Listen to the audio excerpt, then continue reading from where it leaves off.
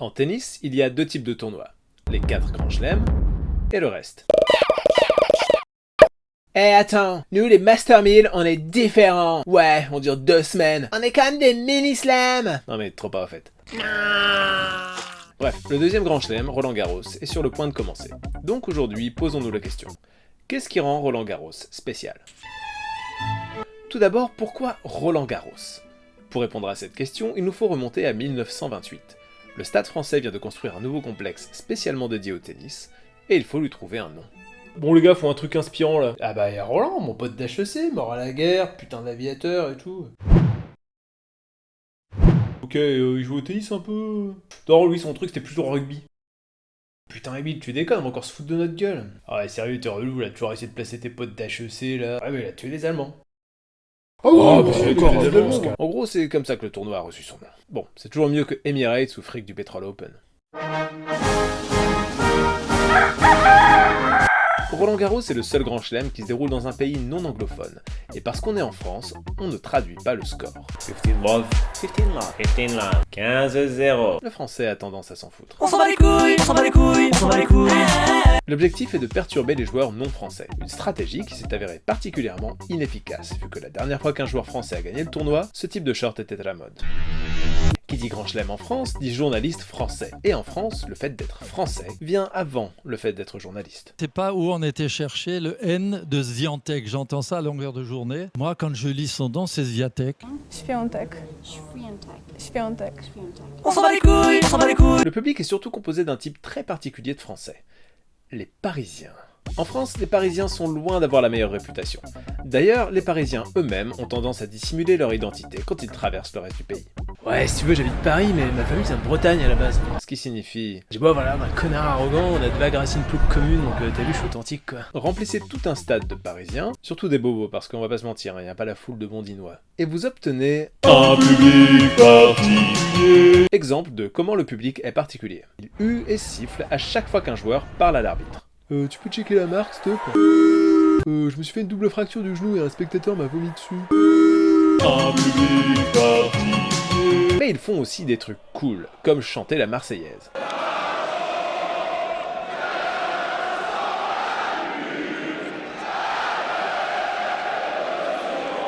Faut juste pas trop faire attention aux paroles. Ils peuvent aussi transformer un simple match en une joute monumentale, totalement épique, en prenant parti pour un joueur ou une joueuse de manière assez intense.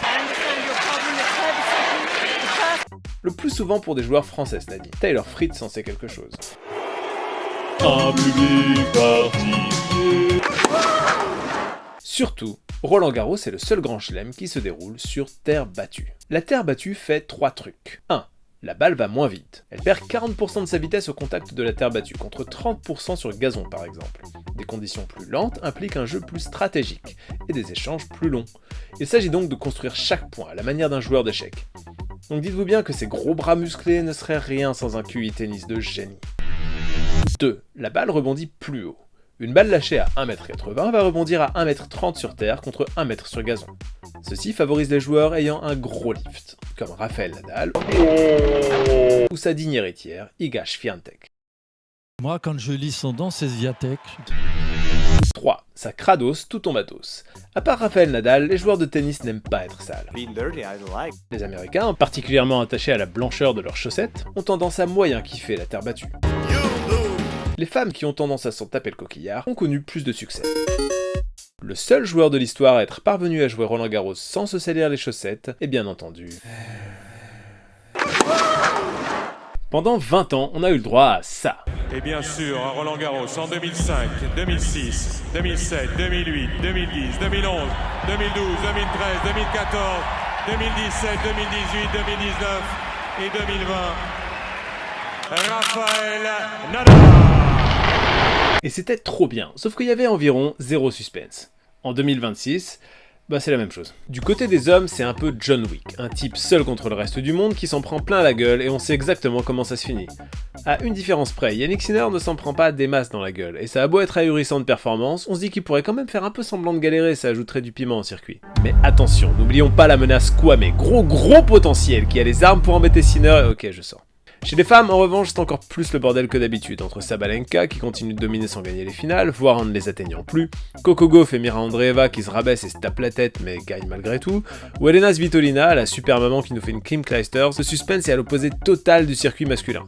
Et qui sait, peut-être que cette fois-ci Loïs Boisson pourrait pousser jusqu'au hockey, je sors. Bref, un ultra favori chez les hommes, le bordel chez les femmes, finalement c'est un Roland Garros comme à la bonne vieille époque de Rafa Nadal, c'est pas ça qui va nous dépayser. In spite of this guy never playing tennis in his life, the mere evocation of his name unleashes a storm of crazy stories and memories. And hopefully more to come.